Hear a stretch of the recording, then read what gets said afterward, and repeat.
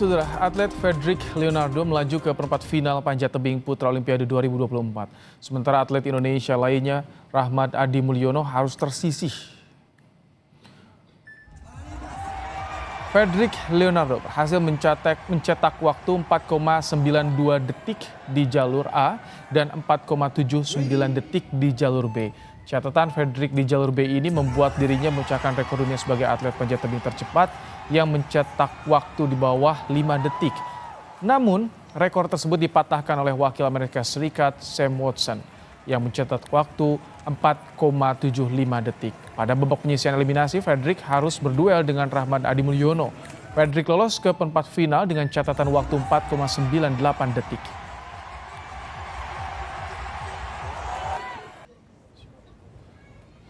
Chief The Missions kontingen Indonesia di Olimpiade Paris 2024, Anindya Bakri, memuji penampilan atlet panjat tebing Fredrik Leonardo.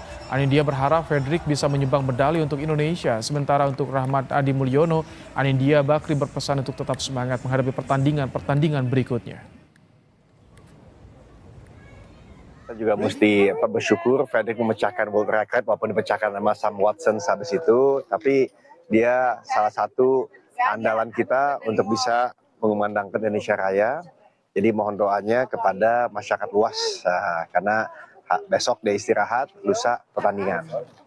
Nah, yang kedua, kalau Adi tadi saya ketemu habis dia bertanding karena false start, jadi tidak melanjutkan walaupun udah baik upayanya termasuk memecahkan rekornya sendiri. Tapi inilah yang namanya olahraga. Tadi saya juga memberikan semangat kepada Adi bahwa ini bukan yang terakhir.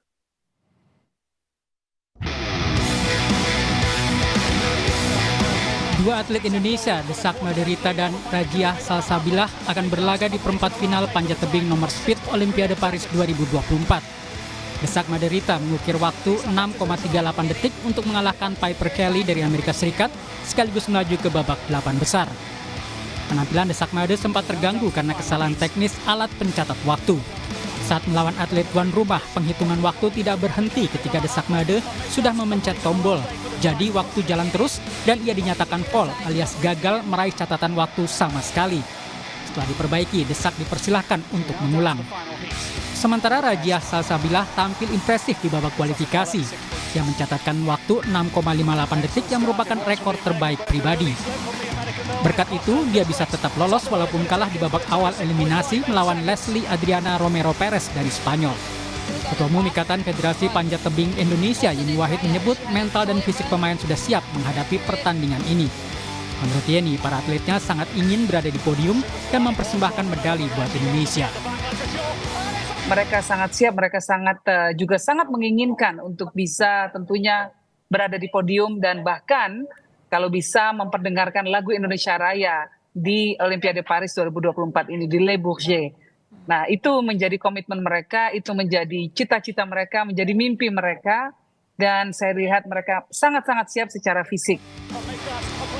Babak perempat final akan digelar hari ini. Rajia Salsabila akan bertemu Emma Han asal Amerika Serikat, sedangkan Desak Made berhadapan dengan Deng Lijuan asal Tiongkok. Hingga pukul 15 waktu Indonesia Barat, Amerika Serikat masih menjadi pengumpul medali terbanyak di Olimpiade Paris 2024 dengan mengumpulkan 24 emas, 31 perak, dan 31 perunggu.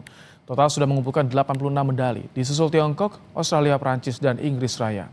Untuk negara ASEAN, Filipina ada di urutan 21 dengan 2 emas dan 1 perunggu. Thailand ada di urutan 55 dengan 1 perak dan 1 perunggu. Malaysia sudah meraih 2 perunggu dan ada di urutan 65. Sementara Indonesia baru mendapat 1 perunggu dari cabang olahraga bulu tangkis, ada di peringkat 69. Desak Maderita, Kusuma Dewi, dan Rajia Salsabila hari ini akan ada di babak perempat final. Apa strategi yang disiapkan oleh kedua atlet? Kita akan tanyakan pada Ketua Umum Federasi Panjat Tebing Indonesia, Yeni Wahid, langsung dari Paris, Prancis. Assalamualaikum, selamat sore waktu Indonesia, Mbak Yeni. Siang, waktu Paris, Mas, waktu Le Bourget Paris. Baik, Mbak Yeni, bagaimana persiapan para atlet putri panjat tebing kita saat ini, Mbak Yeni? Persiapannya sangat maksimal ya. Saya tadi bersama mereka dari Athletics Village, dari Olympics Village atau Wisma Atletnya, naik bis bersama-sama ke venue. Mereka sekarang sudah masuk di venue untuk melakukan pemanasan dan istirahat sejenak sebelum akan bertanding ya, sebentar lagi, sekitar 1 jam lagi ya. Dan secara teknis, secara fisik mereka sudah sangat siap semua. Secara mental, mereka mentalnya sudah sangat terasa, mereka sering menjadi juara-juara dunia. Jadi secara mental mereka siap untuk menjadi juara di Olimpiade Paris 2024 kali ini. Ada Nah, wejangan tentu khusus nggak Mbak Yeni?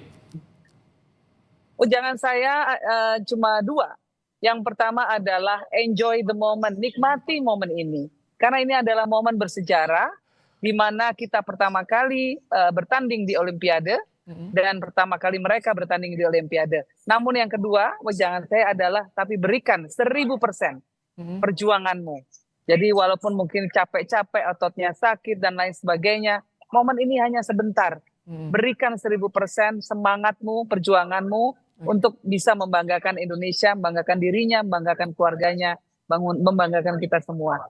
Itu jangannya. Mbak Yeni, soal kemarin timer sempat macet di Desak, kemudian juga Bila sempat terjatuh ketika kualifikasi, eliminasi.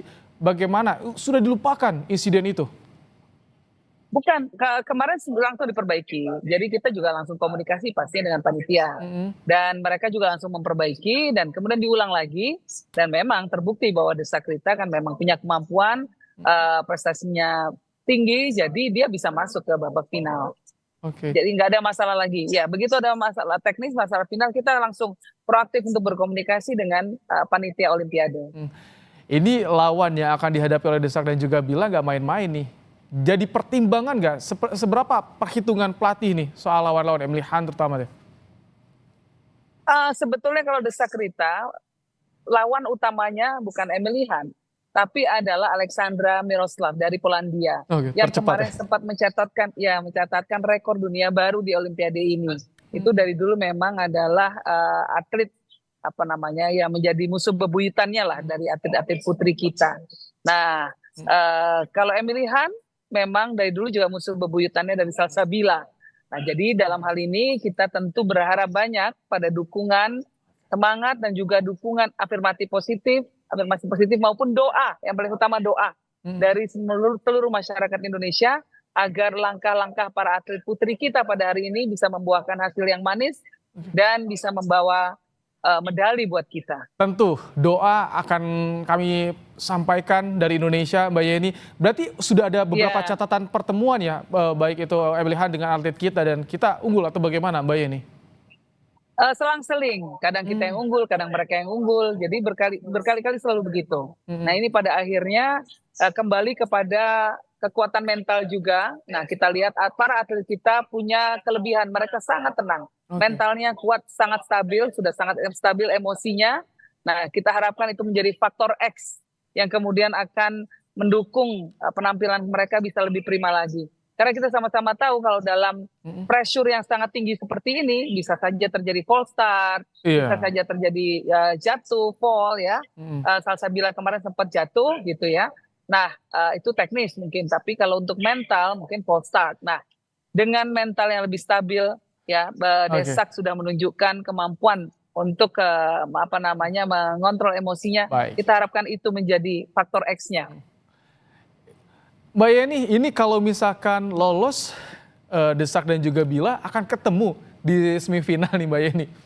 Bisa jadi. Jadi itu bagaimana? Sebetulnya kita antara senang tapi bingung juga. Waduh, ini row-nya sama nih, harusnya berbeda pengennya gitu Mbak Yeni. Betul. Sama seperti kemarin, antara gembira tapi juga sedih kan ketika Fedri ketemu sama Adi. Nah, tapi kita lihat dua-duanya memberikan semangat terbaiknya. Adi pun memberikan yang terbaik bagi Indonesia ya, karena dia prestasi terbaiknya yang sudah diberikan, catatan waktunya meningkat sangat-sangat baik. Jadi artinya bahwa semangat mereka di sini adalah pembuktian untuk dirinya sendiri. Mereka ingin membuktikan kepada masyarakat, kepada rakyat Indonesia bahwa mereka memberikan yang terbaik untuk negara kita. Itu yang saya lihat dari semangat teman-teman semuanya. Artinya target semifinal dua-duanya bisa tembus dulu. Kalau sudah masuk semifinal, medali sudah ada di tangan nih tentunya kalau dua-duanya masuk ya.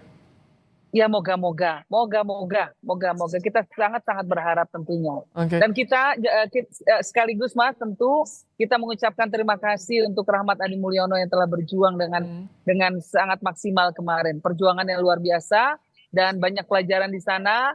Karena untuk mencapai kemenangan tidak bisa serta-merta, tidak bisa hanya instan, pasti mungkin jatuh bangun dulu, tapi yang paling penting adalah menjaga semangat kita. Dan Adi, tadi saya Mengecek-ngecek non teknis agar tidak terjadi seperti kemarin timer yang off, itu bagaimana Mbak Yeni? pasti kita kan ada tim, Mas, ada tim. Kita tim di sini banyak yang ikut gitu ya, yang sama atlet-atlet juga mendampingi, ada 5 di sana tadi ketika saya tinggalkan di atlet di venue, di tempat pemanasan. Nah, saat ini masih dipakai untuk pertandingan lead dan boulder. Jadi ya venue-nya daerah sana memang masih sangat restricted. Nah, tapi kan akan ada jeda setelah ini untuk pertandingan berikutnya. Mbak Yeni, tentu kami seluruh Indonesia mendoakan perjuangan atlet pahlawan kita di Paris, Prancis. Semoga ada kabar baik, bisa meraih medali, membawa pulang medali ke Indonesia. Terima kasih Mbak Yeni di sela-sela persiapannya meluangkan waktu untuk Kompas Petang sore hari ini. Assalamualaikum. Terima kasih banyak, Indonesia juara. Amin, tentu.